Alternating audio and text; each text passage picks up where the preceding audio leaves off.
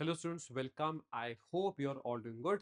Recently आपने ज़रूर सुना होगा एक ऑर्डिनेंस के बारे में। हो सकता है आपने ऑर्डिनेंस ही पहली बार पढ़ा हो कि एक ऐसी भी कोई चीज़ होती है जिसमें सरकार को पार्लियामेंट की ज़रूरत नहीं पड़ती और वो बिना पार्लियामेंट के ही ऑलमोस्ट एक लॉ टाइप चीज़ बना देते हैं, जिसको हमने ऑर्डिनेंस की तरह अगर आपने पढ़ा है। ठीक है, तो वैसे तो इंडिया में लॉज पार्लियामेंट से बनते हैं, पर अगर पार्लियामेंट सेशन में ना हो, जैसे अभी सेशन में नहीं, और सरकार को एकदम से एक लॉ की जरूरत पड़ जाए, एक एक्ट की जरूरत पड़ जाए, तो वो प्रेसिडेंट की पावर को यूज करके एक ऑर्डिनेंस पास कर सकते हैं।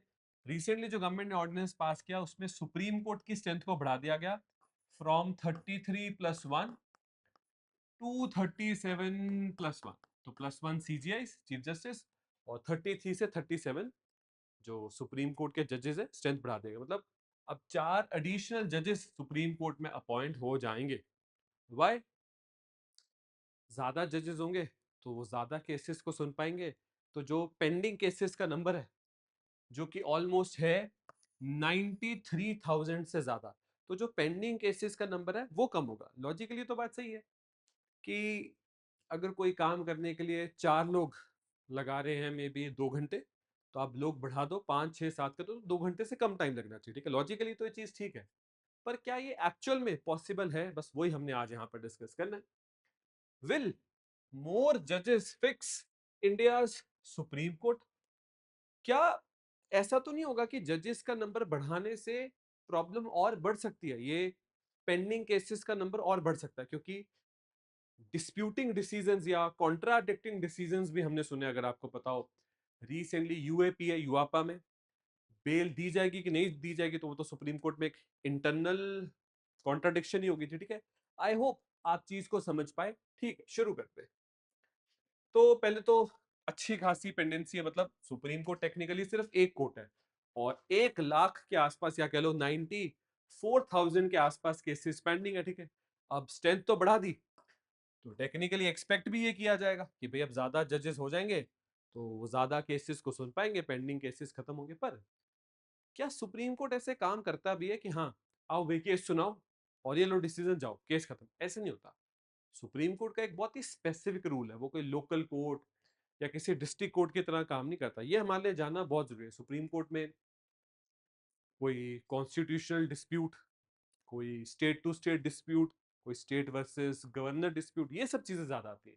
कोई सेंटर वर्सेस स्टेट डिस्प्यूट, ये कुछ ऐसे मुद्दे होते हैं जिसको शायद जल्दी सॉल्व करने से कुछ नहीं होगा, दोबारा आ जाएगा कल को। आज कोई स्टेट और अपने किसी स्टेट और उसके गवर्नर में डिस्प्यूट हो गया, आपने जल्दी से सॉल्व कर दिया, कल को किसी और स्टेट में सेम प्रॉब्लम हो जाएगी।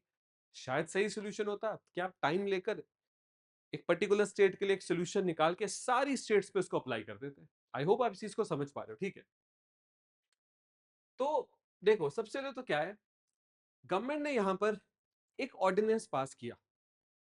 किस चीज के लिए ऑर्डिनेंस पास किया? कि हाँ, गवर्नमेंट ने किया कि हम अपने से ऑर्डिनेंस के थ्रू अलाउ कर रहे हैं 34 से जजेस का नंबर 38, या फिर सही होना चाहिए 33+1 से स्ट्रेंथ अब 37+1 हो सकती है। ओके, ये कर दिया भाई, गवर्नमेंट ने अपनी तरफ से ऑर्डिनेंस पास कर दिया। अब सुप्रीम कोर्ट कोलिजियम 4 नए जजेस के नाम को प्रपोज करेगा। ठीक है, ऑर्डिनेंस की क्या जरूरत थी जब पार्लियामेंट हर कुछ महीनों बाद तो सेशन में आती है? पार्लियामेंट साल के शुरुआत में बजट सेशन, साल के मिड में मॉनसून सेशन, और साल के एंड में विंटर सेशन। तो चलो ठीक है, बजट सेशन को खत्म हुए को अब काफी वीक्स हो गए, पर मॉनसून सेशन भी कुछ ही वीक्स में तो आ जाना था। ऑर्डिनेंस पास करके तो आपने ऐसे दिखाया कि भाई बहुत इमरजेंसी है। उससे क्या होता है, कई बार लोगों को लगता है कि क्या हमारी प्लानिंग सही नहीं थी, क्या गवर्नमेंट और जुडिशरी के बीच में कोऑर्डिनेशन ठीक नहीं, मतलब इतनी भी क्या इमरजेंसी होगी?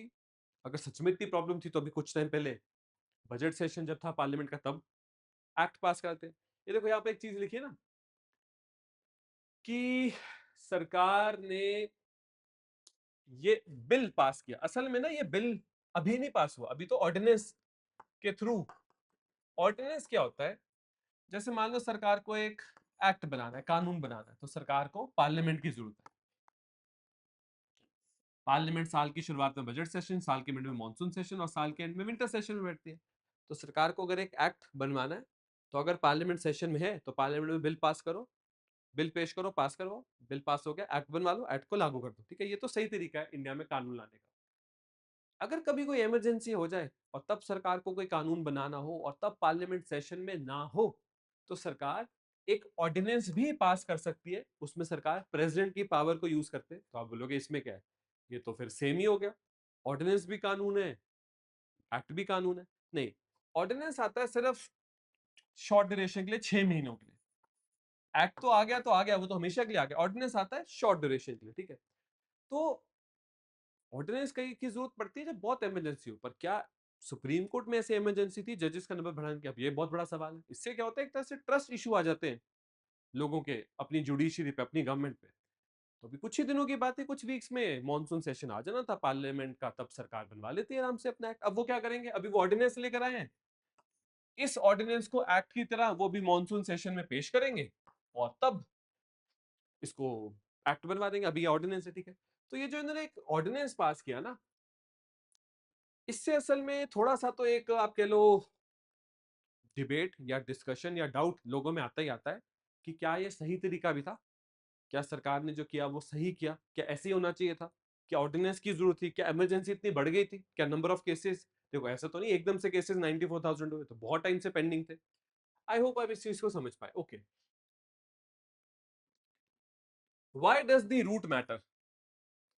क्योंकि जब पार्लियामेंट अभी कुछ ही टाइम में एक्टिव हो ही जानी थी, मॉनसून सेशन हो जाना चाहिए था, तब शायद एक प्रॉपर एक्ट लाकर स्ट्रेंथ बढ़ा देनी चाहिए थी। शायद ऑर्डिनेंस की इतनी ज्यादा जरूरत नहीं थी।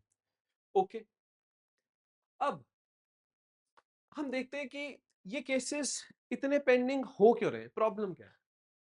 देखो प्रॉब्लम असल में क्या है ना, हम जिस तरह से इंडिया में सुप्रीम कोर्ट को चला रहे हैं, क्या सुप्रीम कोर्ट का वो रोल भी है? दुनिया में बहुत सारी कंट्रीज में हाई कोर्ट होता है, सुप्रीम कोर्ट होता है। बहुत सारी कंट्रीज में सुप्रीम कोर्ट में अलग अलग तरह के डिस्प्यूट्स आते हैं। किस तरह के डिस्प्यूट्स आते हैं? जैसे कोई कॉन्स्टिट्यूशन को लेकर क्लैरिटी नहीं है, ठीक है, सुप्रीम कोर्ट क्लियर करेगा। कोई स्टेट वर्सेस स्टेट डिस्प्यूट हो गया, स्टेट वर्सेस गवर्नर डिस्प्यूट हो गया, सुप्रीम कोर्ट क्लियर करेगा। पर हमारे यहाँ कोई मुद्दा होता है और बोला जाता है नहीं नहीं अब इसका फैसला सुप्रीम कोर्ट से निकला।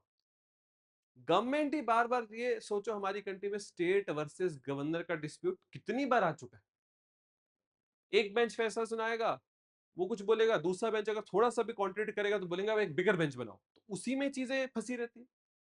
लैंड डिस्प्यूट्स, मैरिज डिस्प्यूट्स, कितनी सारी चीजें तो सुप्रीम कोर्ट को कई बार सुओ मोटा एक्शंस भी जरूरत होते हैं कि हाँ कुछ कंट्री में ऐसा चल रहा है, सोसाइटी में ऐसा चल रहा है। सुप्रीम कोर्ट जब जैसे अभी नीट वाला हुआ, कुछ लोग भी गए पर सुप्रीम कोर्ट ने सुओ मोटो एक्शन लिया कि भाई ये एनटीए कर क्या रहा है, हर साल ही नीट का एग्जाम लीक हो जाता है। अगर कोर्ट इन सब चीजों में बिजी होगा तो जो उसका बिल्कुल बेसिक रोल है, फंडामेंटल राइट्स पे बात करना, कॉन्स्टिट्यूशन पे बात करना, कॉन्स्टिट्यूशन को और क्लियर करना, वहां कहीं ना कहीं शायद कोर्ट के पास टाइम और मैन पावर की कमी हो जाएगी उन चीजों को सॉल्व करने में, और फिर प्रॉब्लम बढ़ती रहेगी, ठीक है। तो आई होप आप इस चीज को समझ पाए कि भाई हम जिस तरह से अपने टॉप कोर्ट को यूज कर रहे हैं ना, और बाकी कंट्रीज के मुकाबले अगर हम देखें, तो कई बार ना हम अननेसेसरी टास्क भी अपनी टॉप कोर्ट को देते हैं जिसमें वो टॉप कोर्ट बिजी हो जाता है। When a constitutional court becomes a general appeals court, it loses its primary identity। तो जो प्राइमरी आइडेंटिटी है ना सुप्रीम कोर्ट की, वो बहुत जरूरी है समझना कि वो टॉप कोर्ट है, उसके पास इस तरह के मुद्दे जाने चाहिए। जैसे आपको अगर याद हो, आम आदमी पार्टी वर्सेस सेंट्रल गवर्नमेंट का जो डिस्प्यूट था, जब वो लिकर स्कैम जिसको बोलते हैं, कितनी बार वो केस बार बार सुप्रीम कोर्ट। अब ठीक है दोनों साइड्स की गलती थी, पर कोर्ट का जो आपने टाइम वेस्ट किया, उसी टाइम को कोर्ट किसी ऐसी चीज में लगा सकता था कि गवर्नर्स की पावर की लिमिट क्या होनी चाहिए, एनवायरमेंटल प्रोजेक्ट्स, या वो अरावली वाला पिछले साल कितना बड़ा इशू था, उसका कोई सोल्यूशन निकल जाता। आई होप आप इसको समझ पाते, ठीक है। ओके, असल में यहां पर क्या बात की जा रही है, the court declined to narrow the scope of special leave petitions under the article 136, leaving the floodgate open to all manner of appeals। ये जो चीज थी ना, इसके बाद आप देखोगे कि सुप्रीम कोर्ट में all types, all variety of appeals आनी शुरू हो जाती हैं। Case outcomes have become highly contingent on the special bench. Benches बनेंगे, बेंचेस आपस में कॉन्ट्राडिक्ट करेंगे, फिर हायर बेंच बनेगा, फिर हायर बेंच से एक फैसला लिया जाएगा। फॉर एग्जाम्पल रिसेंटली जो हुआ यूआपा बेल में, कि अनलॉफुल एक्टिविटीज प्रिवेंशन एक्ट में बेल देनी कि नहीं देनी, तो एक बेंच का कुछ कहना था, दूसरे बेंच का कुछ और कहना था। अब एक हायर बेंच बनाकर वो सोल्यूशन निकालेगी। ओके, इससे क्या होता है कि एक वर्ड होता है बेंच फिक्सिंग।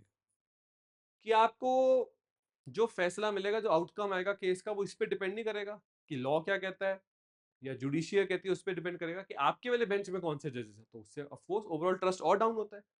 तो सोचो, हमने टॉप कोर्ट में भी ये सब करना शुरू कर दिया अपनी अपील से, अपने कनेक्शन से, कि बेंच फिक्सिंग हो जाए। ठीक है, okay. Why more head count can create more delays. More head counts होंगे मतलब और ज्यादा जजेस आएंगे तो ज्यादा स्मॉल बेंचेस बनेंगे, ज्यादा स्मॉल बेंचेस बनेंगे, वो हो सकता है कॉन्ट्राडिक्टिंग डिसीजंस भी दे दें। जब डिसीजंस कॉन्ट्राडिक्ट होने लग जाएंगे तो फिर डिस्प्यूट है। फिर प्रॉब्लम है कि भाई इस केस में ऐसा फैसला सुनाया था, उस केस में ऐसा फैसला सुनाया था, कॉन्ट्राडिक्ट हो गया, चलो एक बिगर बेंच बनाओ, वो एक problem. More judges means more separate divisional bands, groups of 2 to 3 operating simultaneously, each deciding cases independently. ठीक है, more benches produces higher rates of conflicting। तो अभी conflict होने लग गया, और जैसे सीजीआई नहीं रेगुलेट कर पाए, फिर और एक डिस्प्यूट। ओके, तो ये ना एक पैराडॉक्स आ जाएगा। कैसा पैराडॉक्स होगा? मोर जजेस, more conflicted decisions, more referrals to larger benches, more delays. तो ये तो ज्यादा लोगों को बढ़ाने से प्रॉब्लम और बढ़ सकती है। नंबर ऑफ केसेस जो भी 93,000 तो 1 लाख से भी ज्यादा हो जाएंगे। ओके, अब आपको लगेगा कि इस प्रॉब्लम को सॉल्व करने के लिए सेंट्रल गवर्नमेंट काफी कंट्रीब्यूट करती है, सोल्यूशन निकालती है। अब सेंट्रल गवर्नमेंट भी कई बार, जैसे बहुत बार तो स्टेट वर्सेस सेंटर डिस्प्यूट ही फंसा रहता है। ऑलमोस्ट सबको पता भी होता है कि जैसे स्टेट वर्सेस सेंटर है, जैसे आम आदमी पार्टी के ऊपर ये जो बहुत सारे केसेस थे लिकर के, ठीक है, तो उसमें पता था कि भाई बहुत ज्यादा आपके पास प्रूफ नहीं है, एविडेंस नहीं, पता था उसका सोल्यूशन क्या निकलेगा, फिर भी कोर्ट को इतनी देर लगा के रखा। फिर फाइनली डिस्प्यूट सॉल्व हुआ, कल को किसी और स्टेट के साथ सेंटर का कोई डिस्प्यूट हो जाएगा। ये तो अभी वो पंजाब का आरडीए फंड वाला एक डिस्प्यूट है, वो पंजाब वर्सेस सेंटर काफी बड़ा होना है। ओके, तो no current policy, endless appeals, ठीक है। फिर उसके बाद बहुत बार इन्वेस्टिगेशन पूरी नहीं होती, इन्वेस्टिगेशन की रिपोर्ट्स पूरी नहीं होती, कोर्ट उसी में फंसा रहता है, कोर्ट एक लूप से ही नहीं बाहर निकल पाता।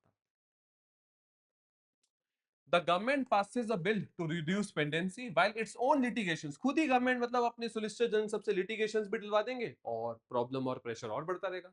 तो मतलब आप पूरी इंटेंशन से केसेस के नंबर को, पेंडिंग केसेस के नंबर को कम करने के लिए भी नहीं आगे बढ़ रहे, वो भी एक बहुत बड़ी दिक्कत है। ओके, तो क्या हमें रिफॉर्म्स करने चाहिए? सबसे पहले establish a robust mandatory mechanism to weed out minor appeals. ठीक है, इन सबको माइनर अपील्स को सुप्रीम कोर्ट को लेना चाहिए। ठीक है, पीआई रूल्स।